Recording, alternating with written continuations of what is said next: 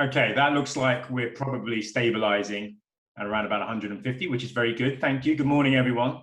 Good to see you virtually. I'll go straight into this because time is limited, and this is a potentially very interesting and important debate and discussion that we'll have today. The Where We Are Now report we'll be discussing today provides a civil society perspective to the United Nations Committee on the Elimination of Racial Discrimination by examining the situation of race and racism in England. It's been drafted by the Runnymede Trust, the secretariat of this APPG, following consultation with more than 100 civil society organisations working to promote race equality and human rights. Runnymede received more than 50 written submissions from institutions, community groups, academics and other individuals in response to the call for evidence for this report. Now, as a little bit of background, the UK ratified the UN Convention on the Elimination of All Forms of Racial Discrimination, CERD, in 1969. By ratifying CERD, the UK agreed to take action to eliminate racial discrimination in all its forms, including eradicating racial hatred and incitement to hatred, taking action to combat prejudices which lead to racial discrimination, and guaranteeing the enjoyment of civil, political, economic, social and cultural rights without discrimination on grounds of race, colour, or national or ethnic origin. The implementation of CERD is monitored by the UN Committee on the Elimination of Racial Discrimination. Around every 5 years, the committee reviews how well each state is putting into practice the rights in CERD. And around this time, civil society organisations in the UK set out a shadow report that sets out how the government of the day has implemented CERD and what measures need to be taken. Now, unfortunately, the report does not make for an encouraging read in terms of how our government is performing by the parameters set out by the United Nations. To talk in more detail about the report and what our next step should be, we're joined by an illustrious panel of speakers. Each speaker will have 5 minutes, and we'll follow that up at the end with Q&As from our audience. Now, if you have a question, do try and use the chat function. I don't think there is a Q&A function on this one. So if you do have a question, put it in there, and I will try at the end to come back and weave that, if we can, into the discussion. So first up is Runnymede's Chief Executive, Halima Begum. Halima, over to you for your 5 minutes. Thank you, Clive. Thank you for hosting this meeting to discuss the very sobering outcomes and findings in the report. I did want to start by saying, Clive, to everybody else out there, the Runnymede Trust has curated this report, as you said, from 100 plus civil society organizations, and then also taken 50 written submissions from a range of organizations that have wanted to take part in this process. So we don't really see this as a Runnymede report. We see Runnymede curating a report on behalf of the rest of the country, and asked to do so by the country's very independent arm's length equalities watchdog, the Equalities and Human Rights Commission. And it's very important to understand that, because this isn't just any report. It's not an opinion poll of what British public think about racism. It's not the UK independent race report that we saw from Dr. Sewell and his counterparts. This is an official process in which the rest of the world and member states take part, and it's a part of that process to ensure that whatever reporting the UK government does, that it holds up to scrutiny from other organisations that might feel differently towards this process. So it's very much part of that democratic process rather than just another opinion poll on the state of race in this country. And I think it's important to kind of set that out as you did, Clive. We have been very concerned about the state of race in the UK, and we wanted to see the progress in the last 4 years. And this report has now taken place within a backdrop that allows it, it makes it really difficult to have an informed conversation around race. And that's what we're finding very, very difficult at the moment. So what we would like is for everybody who's listening in and for government to engage with the evidence and the data in dialogue. This isn't about being distracted by the cultural wars that continue to rage outside somewhere to the benefit of those that are not interested in inclusion in this country. but let's engage with the data. And for us, I think the most concerning data was around the criminal justice piece, right? The bit around the levels of confidence that Black people, and I say Black people very specifically, by the way, 85% of Black people in the country did not have confidence in the criminal justice system. Look at the numbers around stop and search under section 60, 18 times more likely to be stopped and searched. Now you wonder, there's a direct relationship between 18 times being more likely to be stopped and searched with that figure of 85% of confidence that Black people have in the criminal justice system. And I can go on, but what I'm trying to set here is a real concern around how we reverse those outcomes and what needs to happen to change it. It is not about making us feel so helpless we can't do something. We do live in one of the most inclusive countries in the planet when it comes to dealing with racism, but that does mean raising to the challenge and tackling those outcomes that are absolutely unacceptable in a modern society. So I look forward to that conversation, Clive, and to really hear from actually the rest of the panel here who will have their own thoughts and opinions. Runnymede, as I say, is a curator and a convener, and thank you for giving us this space to introduce the topic. I almost did it then. I was almost the first to speak, but I don't think I did without my mic on. Thank you, Halima. Thank you for that overview of the report.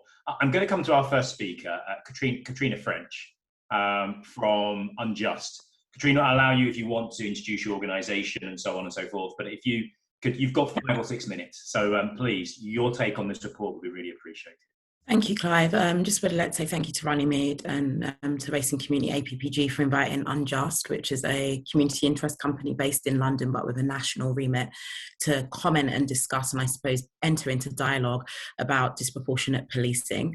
My background is in disproportionate policing. I should just mention I started as a volunteer scrutinising police records and have kind of made it now, I say, a life mission. So I think it's really important because this is about civil society today, but it's also about the impact of policing on civilians. So I feel such an honour to have kind of made my way through the ranks as a volunteer to now somebody that's able to comment and input at such a high level.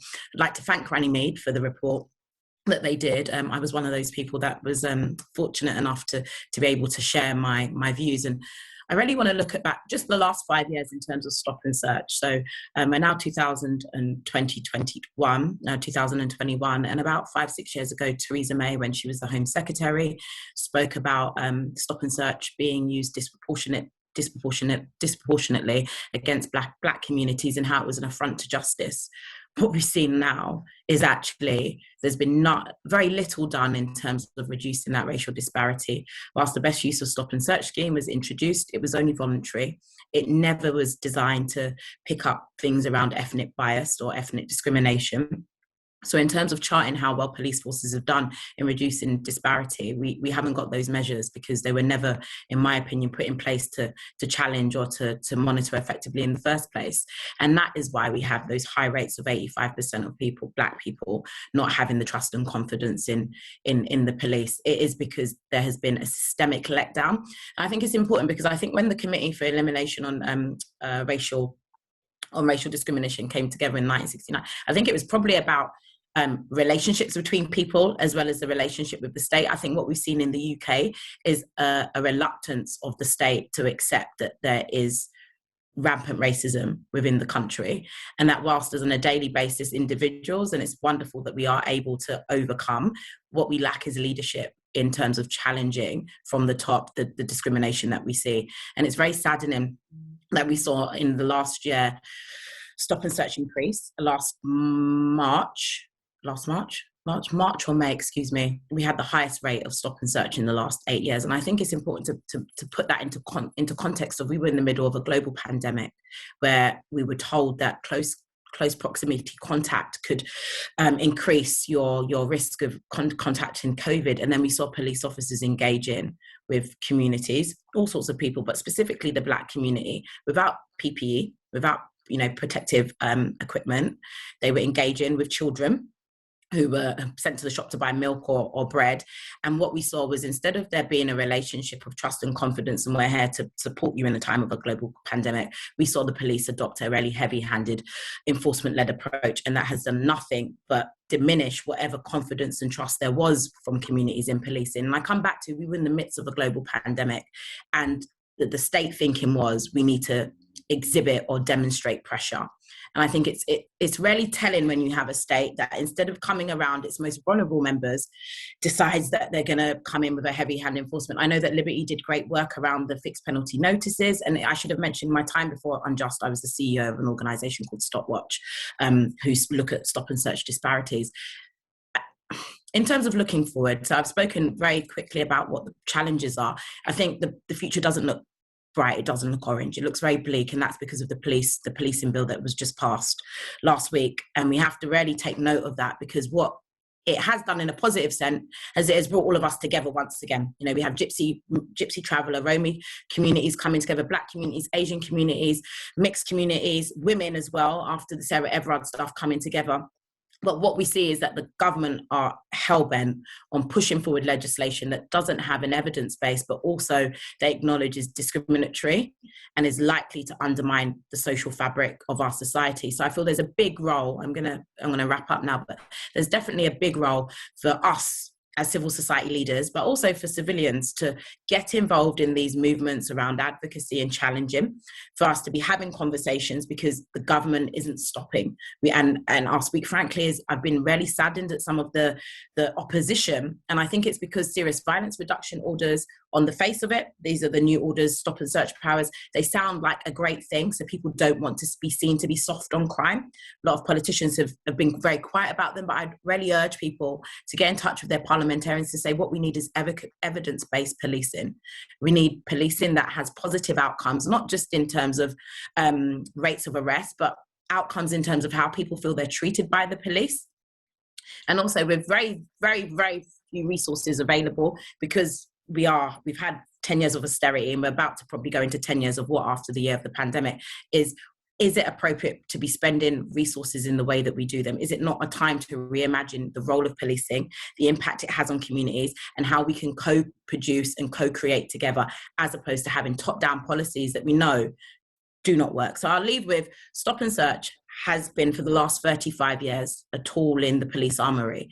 It has not produced the results that we want in terms of community cohesion, fairness, and we see that, as opposed to fixing knife crime, it's mainly used for low-level drugs. So if we're going to have a conversation about use of police tactics, we have to have a conversation about what we're trying to achieve, what are the outcomes, and how do we do that in a way that isn't discriminatory, isn't biased, and is in a way that enables people that aren't necessarily in high-profile jobs to feel like they can challenge and hold the government to account. So I'm really looking forward to hearing from fellow speakers, and I'd like to once again thank the Runnymede Trust for inviting Unjust to contribute to this very much needed discussion.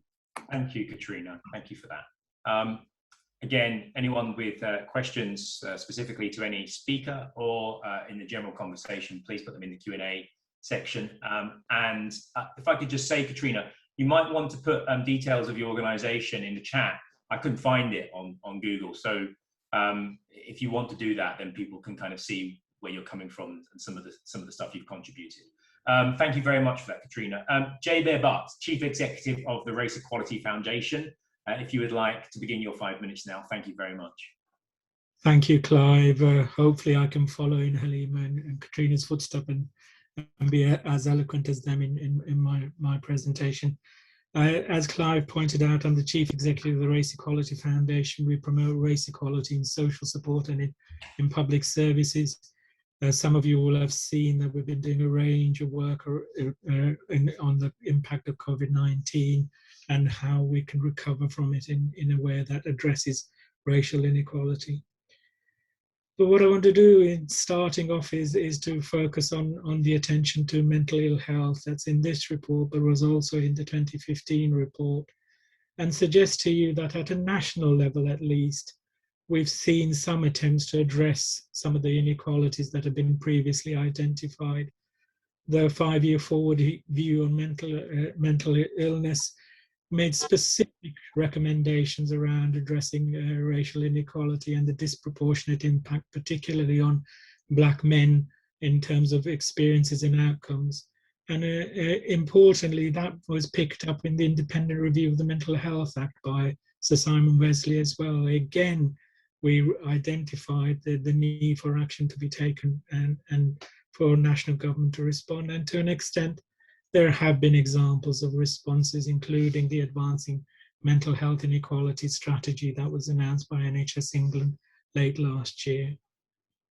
However, the evidence in this report is that those with severe mental ill health, particularly those from the Caribbean community, rather than experiencing care and treatment leading to recovery, continue to experience control and sometimes punishment rather than support that they need.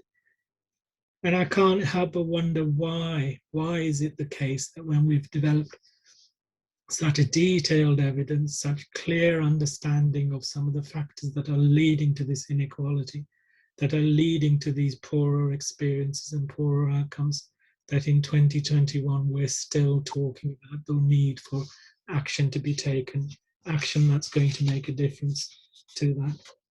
And if I can, I want to quote a piece of evidence that's not in this report, but actually builds on this report, a response from Helen Wakely, the Minister for Care, to a parliamentary question. She was asked about the number of deaths of care staff and healthcare staff as a result of COVID-19. And her response was, the Office for National Statistics data shows that 639 deaths amongst healthcare workers and 922 deaths among social workers social care workers aged 20 to 64 years old between 9th March 2020 and 7th May 2021. Just think of those numbers for a minute. 639 deaths of healthcare workers, 922 deaths among social care workers. The numbers are likely to be higher than that, but that's what the Office for National Statistics suggests. Replace that definition for a minute with police officers. Just imagine if in that period we had had 922 deaths of police officers. Would it not be on the front page of everybody's newspaper? Would it not be the leading story on every national news? Yet I almost guarantee that the majority of you didn't even hear about this when this was published last week. And the question arises, why? Well, part of the reason I would put forward is, who are these people who have died? They're more likely to be women. They're more likely to be from Black, Asian and minority ethnic communities. And in terms of care workers, they're more likely to be the poorest paid amongst those as well. It is quite shocking that in 2021, people doing their jobs are dying, disproportionately dying, and yet we're still arguing about whether or not racism and discrimination operates in this country and whether we should be taking action about it. If nothing else happens from the third report, let's be clear that racism really does have a material and real impact on our communities, and that we need to take action now, not next year, not in 5 years' time. We need to take action now. And we need to make sure that our regulators are doing the jobs that they should be doing. This is not only the EHRC, it's the Care Quality Commission, it's the Health and Safety Executive. These deaths shouldn't have been occurring, or they shouldn't have been occurring at this rate. And we need to see the reasons for it and address that. Thank you very much for giving me this opportunity. Thank you, Jabir. Thank you for that, for those comments. They're appreciated. Our next speaker is Charlotte Nichols MP. She's a Shadow Minister for Women and Equalities. Welcome, Charlotte. Charlotte, if you'd like to give a 5-minute overview, I would imagine with specific reference to the Labour Party's position on this, and also any potential action the Labour Party may be suggesting in relation to this report and to the UN's third report as well. Thank you. Thanks very much, Clive, and thank you for inviting me here to speak about this important report today and for all the important work that the Runnymede Trust and the APPG on race in the community does. I'm standing in for Marcia de Cordova, who's our Shadow Secretary of State, who's unfortunately unwell today, but sends her apologies, solidarity and support. This report really couldn't have come at a more prescient week, as we've seen the England football team subject to hideous racism following the heartbreaking final on Sunday night. And in case it wasn't already obvious, the disgusting racist abuse we saw earlier this week shows us just how far there is to go to end structural and institutional racism in this country. Runnymede's report today provides comprehensive and compelling evidence on this, showing how our immigration system, our healthcare system, criminal justice and education systems are still producing institutionally unequal outcomes for Black, Asian and minority ethnic people who remain underrepresented in positions of power and decision-making in politics, media and public life. The resurgence of the Black Lives Matter movement last summer brought many of these issues to the fore once again. But looking at this report over a year on, we have to ask why progress is so slow to end racism in the UK. One component is that we have a government at best disinterested in racism and at worst cashing in on it for votes. And it's all very well and good for the Prime Minister and Home Secretary to stand up and condemn the racist abuse this week, but let's not forget that they've facilitated it. Throughout this tournament and long before, they've given racists the green light by failing to condemn fans for booing the team for taking the knee, making it their mission to manufacture culture wars around statues and slogans, and denying that structural and institutional racism even exists. And in a year where Black, Asian and minority ethnic people have suffered the worst fatal and financial consequences from the pandemic and experienced the huge trauma of George Floyd's murder and ensuing Black Lives Matter protests, it's outrageous that the government isn't taking the issue of racism in the United Kingdom more seriously. As Runnymede have highlighted today, they've not even published their progress report on implementing the UN Convention on the Elimination of Racial Discrimination, which Runnymede's report is supposed to shadow. And it's hard not to make a comparison between Runnymede's excellent report today and the report from the Commission on Race and Ethnic Disparities published in March, which instead downplayed the role of racism in modern British society. It sought to blame Black, Asian and minority ethnic communities for their own disadvantage, create a false binary between race and class, and go so far as to suggest there was a positive story to tell about slavery.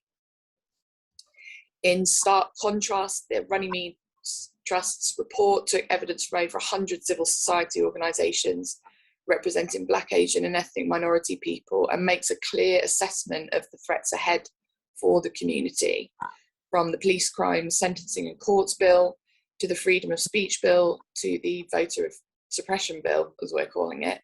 The government is intent on manufacturing culture wars that have very real and dangerous consequences for Black, Asian, Gypsy, Roma, Traveller and other ethnic minority people. It's our job as Labour's Shadow Equalities team to provide opposition to this and to listen to the lived experiences of Black, Asian and ethnic minority people and take a stand against racial injustice. Because Labour is and always was and always will be the party for equality, introducing the Race Relations Act and the Equality Act. And as we emerge from the pandemic, we're calling on the government to introduce a race equality strategy which seeks to dismantle institutional and structural disparities. This must include a mandatory ethnicity pay gap to help end workplace inequality, as well as calling for data on the number of jobs created to solve the huge unemployment gap for Black, Asian and ethnic minority workers, and more action to tackle low vaccine uptake within the community, which is the result of mistrust and of structural racism. Finally, I am proud to say that the next Labour government will introduce a Race Equality Act to tackle structural and institutional racism at root and branch.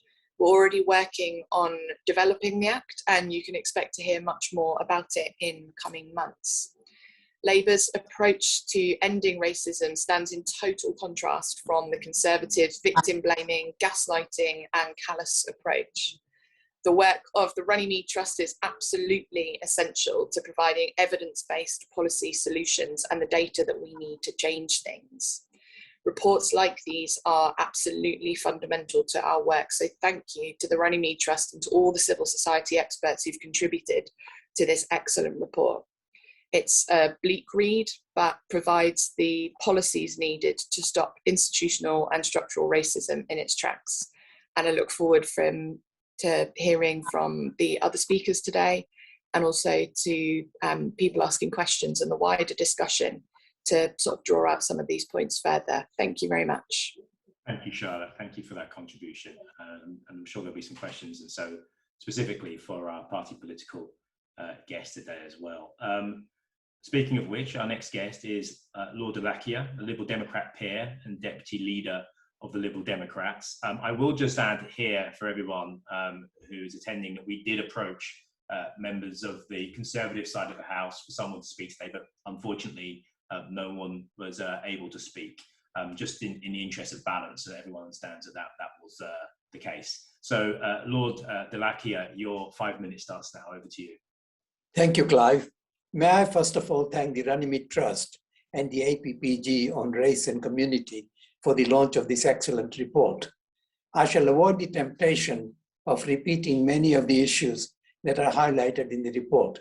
It is right that in a democracy, there is a sensible debate about such issues. For example, diversity and values it brings must be at the heart of our democratic process. And let me make it absolutely clear that on this issue, the government must recognize that there never will be a compromise. We will stick to what is right and correct in our democratic society. The events of last few days have clearly identified how far we have to go to strengthen society towards a common identity. We need to examine changing patterns within all communities. We also need to take into account post-war migration and the process of globalization, which crosses the geographical boundaries of all nations. Unfortunately, much of the public debate has been on shallow grounds. We must ensure that equality of outcomes and diversity is at the core of everything we do, from government to individual responsibility. It means asking for a positive stance towards combating racism and discrimination, really tackling inequality in all aspects of society's social, economic, and civic participation, positively valuing, not merely tolerating, the value and contribution of different cultures and perspectives and treating them with respect. And there is a lesson here for Priti Patel, the Home Secretary. Identifying with racism is not a political gesture. It is an expression of belief about the regular experiences of Black and ethnic minority community in Britain. A message for Priti is very simple. When you fall from your perch, there'll be no one to lend you a helping hand. Racism is nothing new. The Labour government in 1950, remember 1950, I came to this country in 1957, set out an interdepartmental committee to consider the possibility of legislation and administrative methods to deal with the matter of immigrants. We go as back as 1950. So preoccupied were the ministers with the number of people entering the United Kingdom that the welfare and integration of newcomers was not even discussed. You can see this in relation to what has happened to the Windrush families. In fact, the key policy recommendation was that any solution depending on an apparent or concealed color test would be so invidious as to be impossible for adoption. So what is the conclusion they come to? That, and this is the wording I'm quoting from a report of this committee. It says, nevertheless, it has to be recognized that the use of any powers taken to restrict the free entry of British subjects to this country would, as a general rule, be more or less confined to colored persons. end of legislation since 1962 on immigration matters will continue to confirm this. Let me cite two major researches which has caused me concern over all the years that I've been here. I think someone at the start mentioned about the criminal justice system. The criminal justice policies will give you a clear indication about the rate at which minorities are incarcerated. How else can you explain the anomaly we have created? Over 18% of a male prison population and over a quarter of women population are from minorities as against their representation in the community. How did we create this particular anomaly? Let me explain the research that I was involved in the 70s. This is the Hood research conducted with the Institute of Criminological Research in Oxford. 4,000 cases, which has already been dealt by the courts, were gone through. Over 1,000 were used as a control mechanism of wide sample. Over, say, 18 sentencing variables were used. There was ample evidence that race was a factor of longer sentencing in some courts. You could even identify some of the judges. And I think all I want to say at the moment, that pattern seems to continue repeatedly, despite all the efforts that are being made to regulate our criminal justice system in a fair and just manner. Let me also cite two major researches carried out largely in earlier years. The first one that I want to refer is looking at the issue of race relation every 10 years in this country. And it came to three major factors on every 10 years in the last few years that I've been in this particular area of work. And these were this. First of all, racial discrimination, racism, is a daily reality in the lives of Black and ethnic minority people in this country. Two, the position that was allocated to many of the Black people in those years is still precisely where they are, and hardly there has been a movement on that particular issue. And the third point, which is very important, institution and organization very seldom take into account the cultural diversity of people, which requires different solutions from time to time, and to be able to assist on these matters. I want to conclude at this particular moment, simply say this to you, that unless we tackle the root cause of process of this particular problem, we will continue to have a divided society. We did everything possible to reunite the country in the way we played football in the last tournament. What I want to say now, that if you are not very careful, we will continue to have a divided society for a very long time to come. And it's about time, rather than all the pronouncements being made by the government, show positively how we are going to resolve this problem for once and for all. Because second, third, and fourth generation of youngsters are no longer to compromise on these issues. Thank you very much indeed. Thank you very much, Lord Delakia, for that contribution and for keeping to time. I appreciate that of all speakers so far. Our final speaker is Emmanuel Andrews of the Policy and Campaign, who's a Policy and Campaigns Officer for Liberty. Emmanuel, if you'd like to take your 5 minutes, you may, of course, engage in any of the comments that have been made so far by the speakers, or you may just want to give it your own overview of the report, but over to you. Thank you, Clive, and thank you so much for the organisers for having me here today. I feel really fortunate to be amongst some incredible thinkers, and I've really appreciated the reflections from all of you. Liberty is a human rights and civil liberties membership organisation, and we stand up to power and abuse of power wherever we find it in the UK.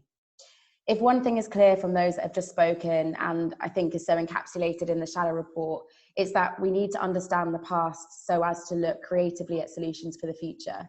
And so whilst the Shadow report makes for heavy reading, the recommendations that have clearly so carefully been drafted showcase a positive vision for the future, one that the current government, but also any future one, and from across the House, can plausibly implement. But in line with the event's question of where we are now, I'd like to offer some reflections on what it means to be a young person growing up in Britain today. It's saddening that despite the Stephen Lawrence inquiry, which was published when I was just 5 years old, to the Angelini review into deaths in police custody, or the Lamy review on the treatment and outcomes for BME individuals in the criminal justice system, which was published just 5 years ago, to the current report 5 years later, very little has changed with respect to the state of racism in Britain today. And as Jabir said earlier, we cannot wait another 5 years. But it is precisely the consistent and persistent work by activists, academics, policymakers, and others, many of whom are here today on the panel, but also, as I can see from the chat box, in the audience as well, that inspired me to come into this work and to remain committed to a future that I do believe is possible. This generation of young people are coming of age in a world where they may experience silencing at the ballot box through the Electoral Integrity Bill, a weakening of the ways in which we can hold power to account through a potential judicial review bill that will limit our ability to hold public authorities to account when they make mistakes, and proposals to water down the Human Rights Act. We will also see the silencing of dissent on the streets through the police crime sentencing and courts bills protest measures. And we know that protest is a fundamental way to make our voices heard. I remember thinking about how young Bukayo Saka or Marcus Rashford are. Well, Huey P. Newton was 24 when he founded the Black Panther Party, and the radical Black feminist Olive Morris was just 21 when she founded the Brixton Black Women's Group in 1974. On the one hand, obviously, this forces us to reckon with the fact that many young people are forced to grow up too soon and fight big battles, but it also makes me consider how this government knows full well how radical young people are, and that's exactly why they are stifling a crucial way for us to make our voices heard.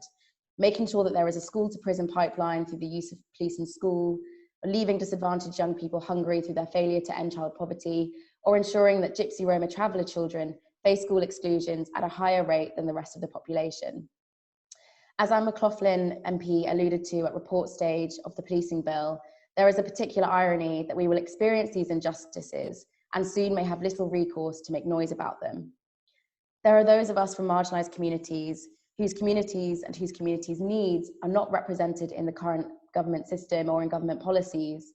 And in fact, where we are represented, it is precisely in spaces where we do not want to be. I think it's by design that we are overrepresented in the so-called criminal justice system, or as I've heard my director, Gracie Bradley, say, the criminal punishment system. Naming it as such exposes what it really is, a system that has written into its very fabric punishment and criminalisation, not justice. And in the policing bill, this will only seek to rise through the creation of a new stop and search power, the Serious Violence Reduction Order, that will see more young men racialised, harassed on the streets at any time by police officers without the need to form reasonable suspicion, or the serious violence duty that will further enable the criminalisation of Black youth culture. When the government speaks of protecting so-called free speech, we must ask whose speech is protected. And whilst the government continues to ignore and deny structural racism exists while promoting division in the next, we must recognise that things such as the Sewell Report, while cynical and offensive, is a response to the impressive mobilisation by the thousands of people from every community who turned out last summer to insist that Black Lives Matter. That demand will not and never will be silenced. And that's why work like the Shadow Report convened by Runnymede Trust is so important. Working with communities is integral, and we ourselves know the solutions that work best.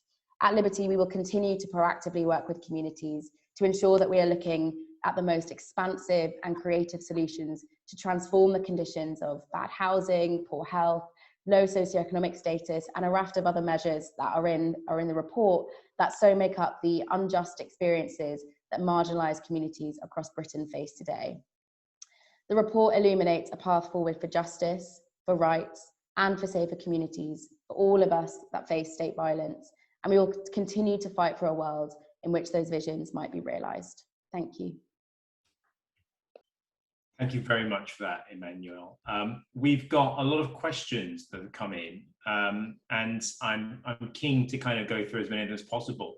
I'm gonna kind of start off with my own question first of all, and it really kind of goes to you, Emmanuel. But any of the speakers are welcome to kind of chip into this one.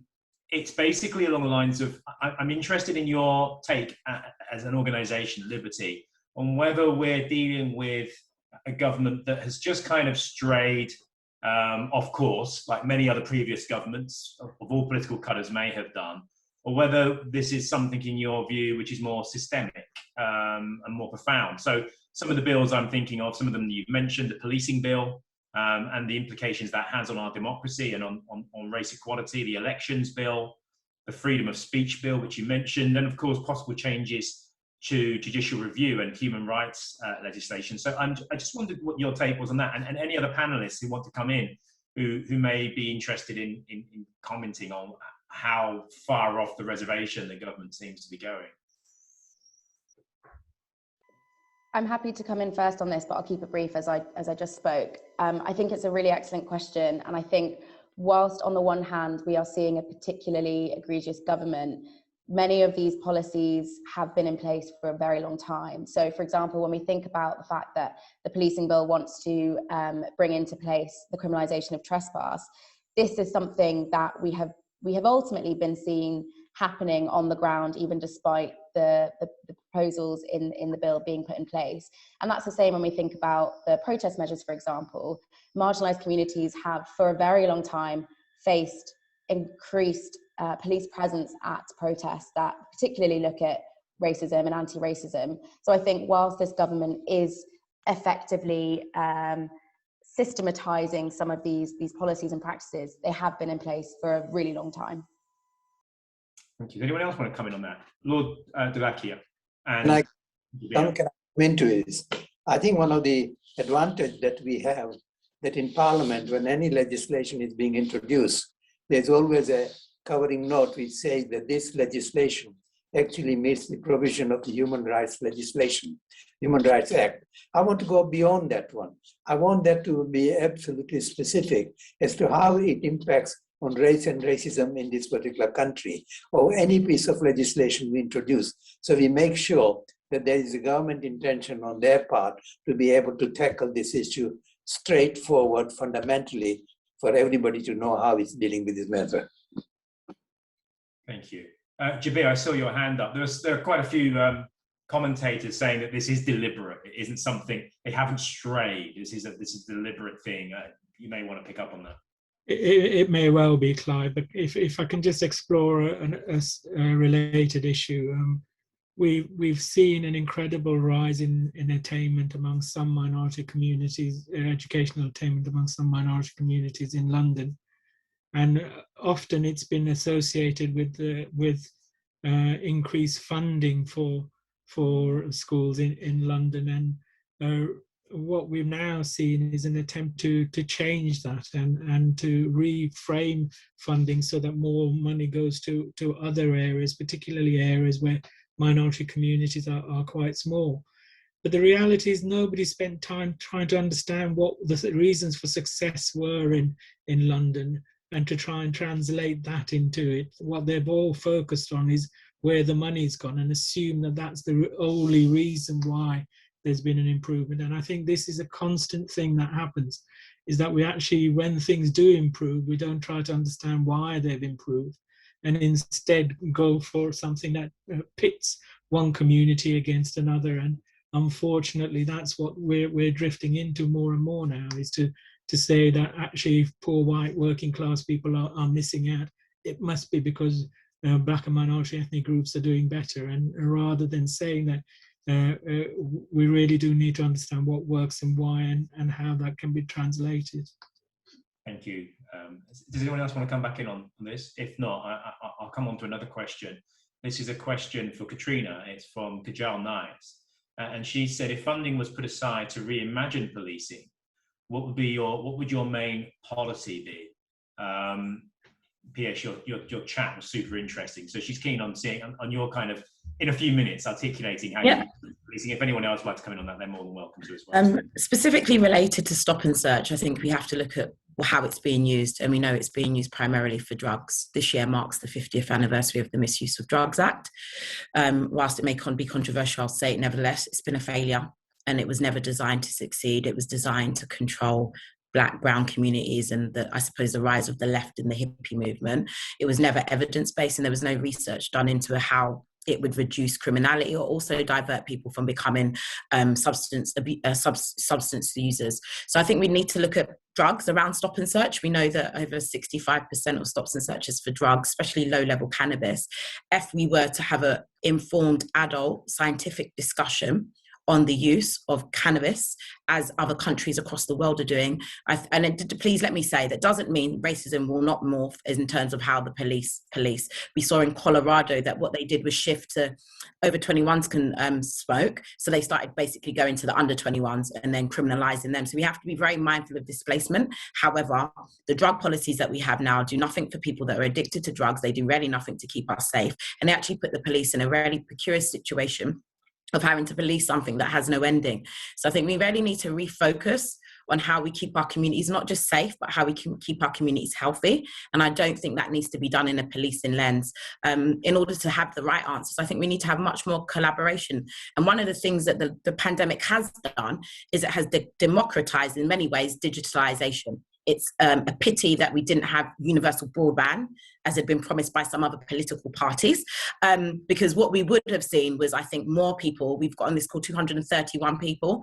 I know that the Runnymede would have got that anyway, but in the real world, you might be lucky to get 70, 80 people in a room just because of how things are traveling. If we can start having online conversations using online tools that give people who are really scared to talk about certain things because of stigma as well, an opportunity to input, not necessarily in person, I think we can co-create, and that is the word co-create, collaborate, jointly manifest what it should look like, as opposed to being told by police officers or politicians, this is the way things need to be done. We need to go from the bottom up as opposed to the top down. So I'd really strongly say the Misuse of Drugs Act really needs to be repealed. It's dangerous, it's racist, and it's doing nothing to save people from the ills of drugs or to have the education we need around that.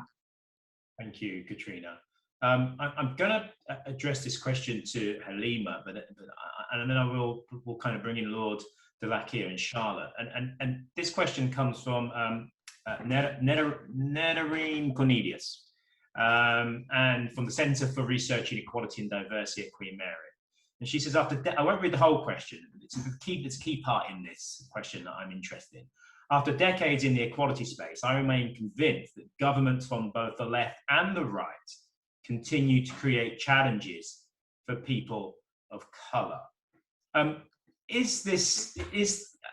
Halima, is what we're seeing at the moment, when looking at this report, clearly, if you look at the media, if you look at the way that race and the war on woke, the culture wars, is being portrayed publicly, it does seem that this government is, in some ways, maybe a special case in how they're conducting themselves in the arena of race equality.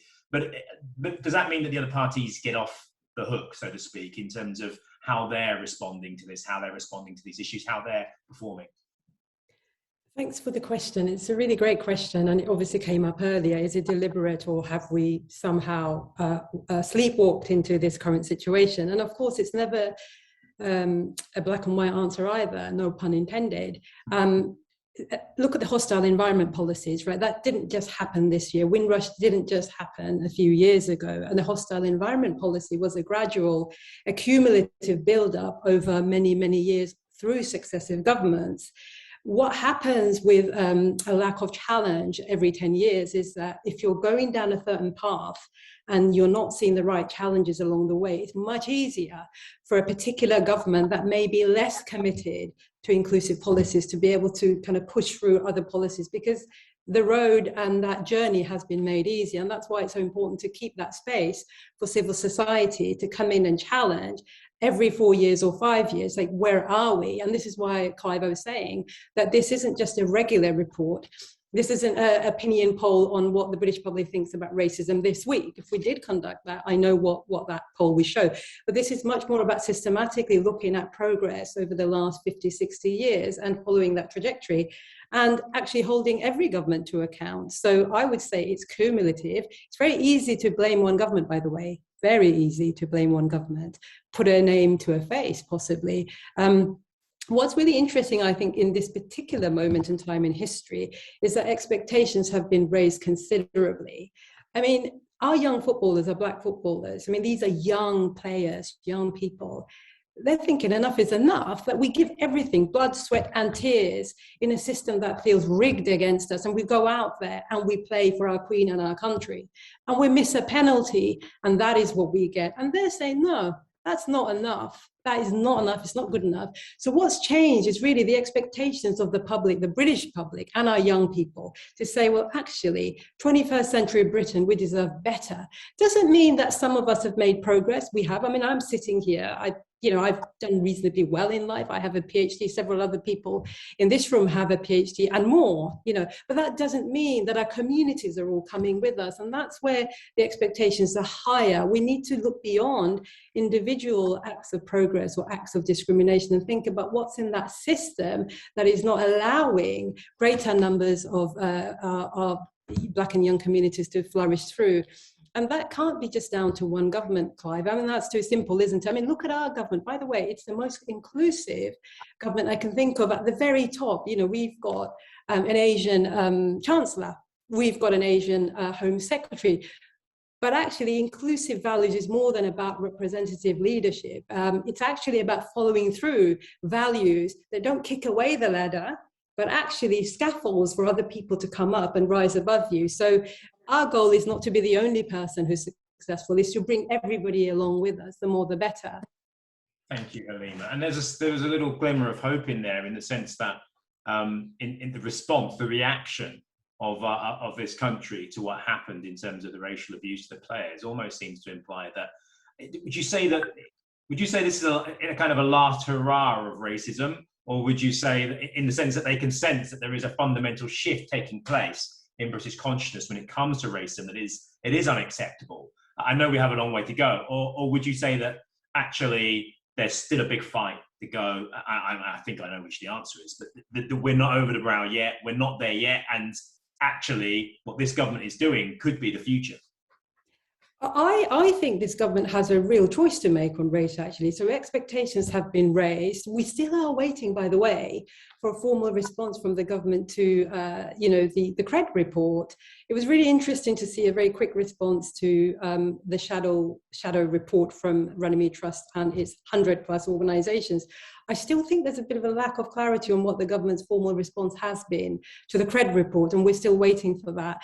But I think there is a glimmer of hope, because I actually think 90% of Brits, Black or white or Asian, absolutely believe that it's possible to take action, but it takes more political will and leadership. And I don't mean leadership just from the government. It takes leadership from business, it takes leadership from all of us. But you know what, I feel really hopeful, like when I see a young footballer who's no more than 23 speak for me, I just feel intensely hopeful. As Emmanuel, you were saying, leaders don't tend to be grey and old and through a flourishing career. They actually come about at a very young stages of their life, and let's listen to what they have to bring to the table. So I feel quite hopeful, but let's not dash that hope.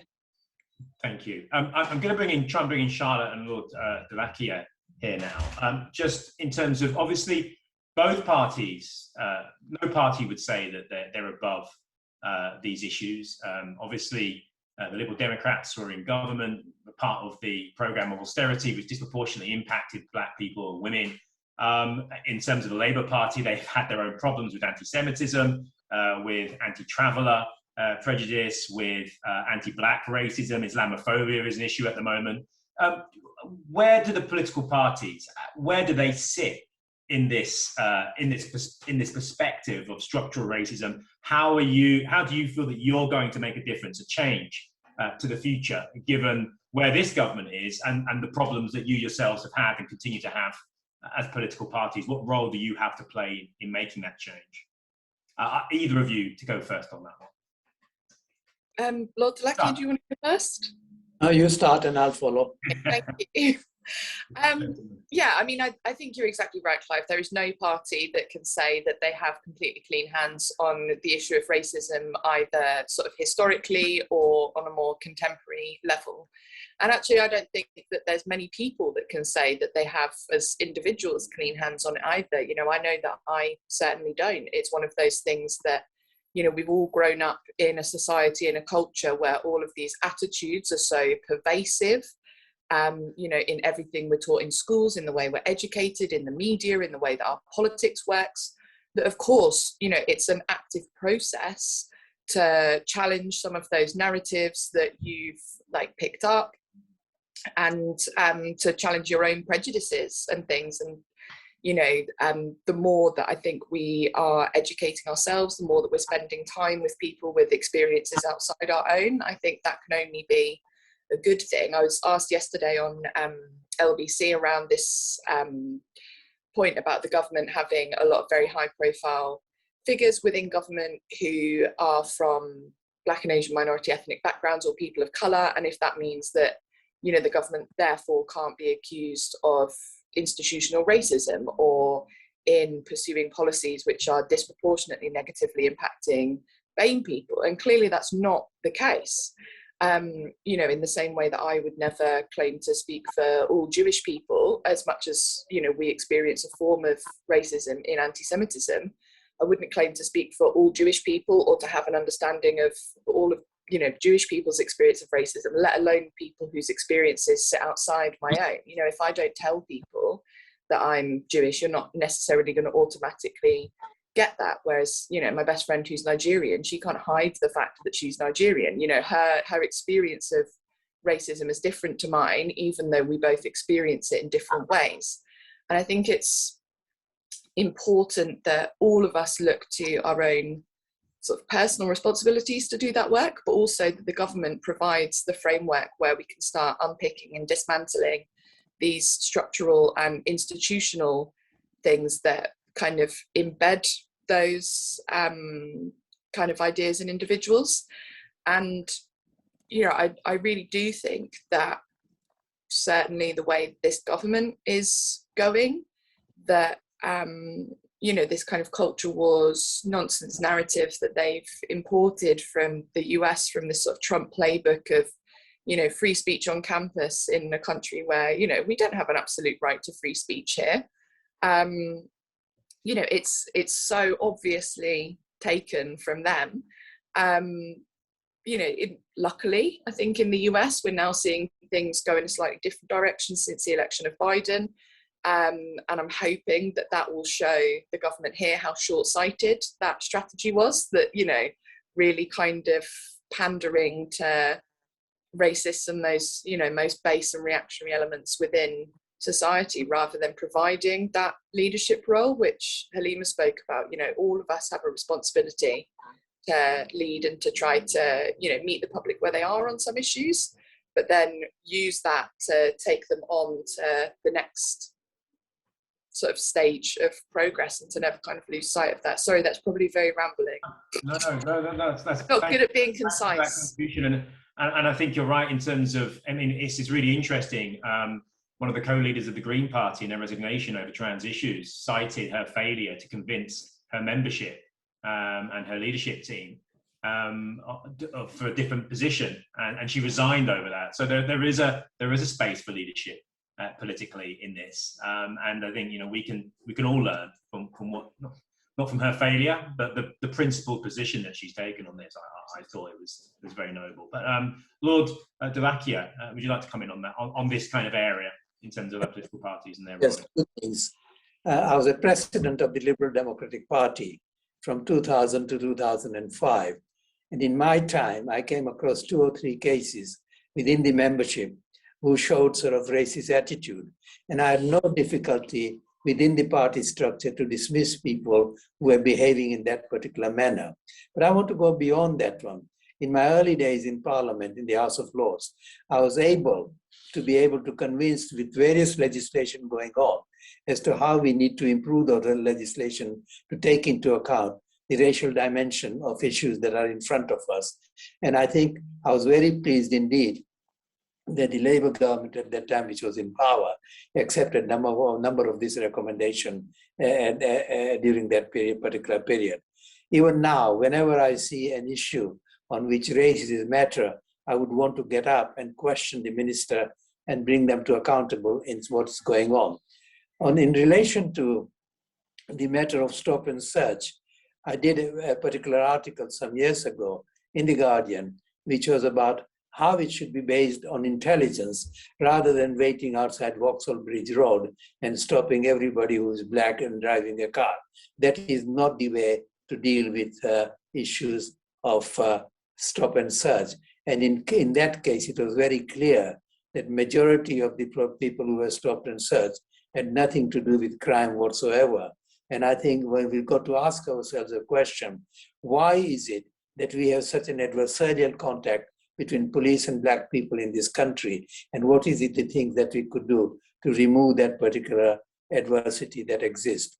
The second thing is that there are a number of organizations that belong externally. There have been reports produced on policies on drugs, etc. I've been very clear on that one. We need to look at it. We need to look at it very thoroughly, the implication of what's going on, and to be able to ensure that we are at ease in dealing with certain issues. It's no good being in the government and say, no, that is something that we won't touch because general public won't accept it. Nonsense. Is the role of the political party to give that leadership on this sort of issue. I mean, nobody wanted to have seat belts in the young days when it was first introduced, and yet everybody is wearing their seat belts at the moment because it's a law which says you mustn't do certain things. And if you ask me what needs to be done very clearly, I believe that we need to move to a position where every organization and institution in this country has a very clear statement about how it handles race. It's got to go beyond that one. It's got to publicize this particular statement. It ought to monitor what happens at the end of the day in this particular process. Remember, monitoring is the end process of what has already gone on, and it cannot be put right if something has gone wrong. And I think we need to be very, very careful that monitoring is not simply we turn around and said, we found this out, you've got to go beyond that one. We need to have process of training. We need to look at the provision of the positive action, if I may use, in terms of welfare and training of people to bring. I think one of the problems we have, that large number of our people are not on the starting line. How do we bring them to the starting line so they compete equally with other people? How do we move on this sort of issue? And I think these are the issues on which I've never been silent to be able to contribute repeatedly in Parliament, and will continue to do so. Thank you, Lord Dulakia. There are some other questions here on education, on public sector duties in terms of equality. I'm open to anyone taking, anyone from the panel taking any of these points. But if not, Halima, I'm going to throw to you for a few final words of conclusion on this report and next steps before I close the meeting. So over to you, Halima. Thanks, Clive. So, as we've been saying for a long time, this country at large is having a very robust conversations about race and racism, and it's down on all of us to come together and harness that positive energy about wanting to do something. I've been watching the comments on the chat wall where people are saying it's really great that young people are showing their pain and their frustration, but you know what, let's not get them to do the heavy lifting because it's something that we can do as well. So it has to be collaborative, it has to be broad-based. Coming back to something that I did want to raise earlier on, just want to come back to the aspect around children. There's something very specific in this report around the way in which we're treating Black and minority ethnic children. There's a red thread, by the way, between the number of children that get excluded, as we said, pupil to prison pipeline, but also what is happening to children once they're within the criminal justice system, or as Liberty would say, the criminal punishment system. But we mustn't forget that these are still children. So just look at the statistic around the use of tasers, by the way.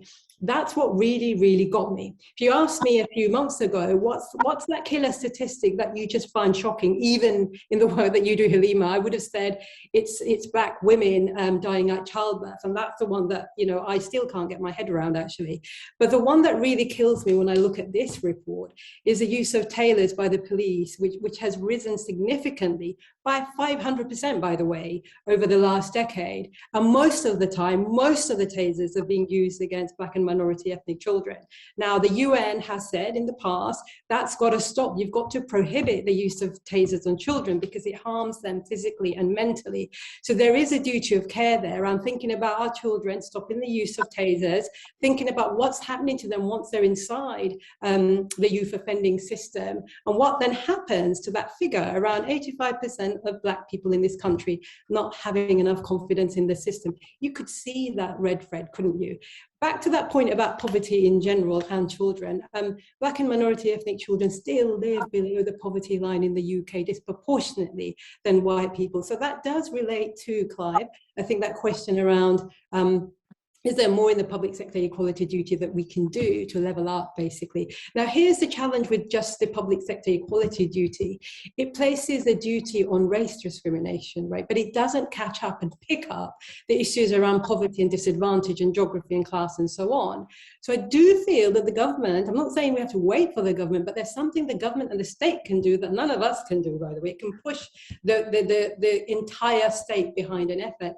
And what it can do is commence the, Section 1 of the Socioeconomic Duty of the Equalities Act, which basically means that when Marcus Rashford talked about, schools having to think hard about kids going hungry and where's the food going to come from when the school's closed, the socioeconomic duty would make it impossible for any local authority to shut down a school and not consider whether kids were going to go hungry. And I think we need to kind of think about that together with the public sector equality duty and think about what we're missing as well. That's where you're going to get the real levelling up in the country. And I think we cannot forget that children deserve much more than we're giving them, white children, black children, and let's level up properly. Halima, thank you. And thank you for those words at the end there. Can I thank all of our panelists, all of our attendees today. This isn't the end of the process. This is going to go on for some time. I think we're all aware of that. This is the conversation that we at the APPG on race and community will be continuing. I hope you can join us again at future meetings. I will just say that report, again, is online. It has been posted. Please download it, look at it, comment on it, take action on it. We will be back in a month or so's time for our next session. And if you look out on our website, it may get posted by someone from the APPG. We may be able to give you a heads up on the rough and approximate date of that and what that issue may be. But can I thank all of our panelists for taking place? Can I thank all of our hundreds of attendees who've given so many questions? I couldn't answer them all. I couldn't engage with them all. There were so many of them. Many of them were brilliant. But I hope the panelists looked at them, can take them away and can think on them. But thank you everyone for your contributions today, and see you again at the next session. Thank you.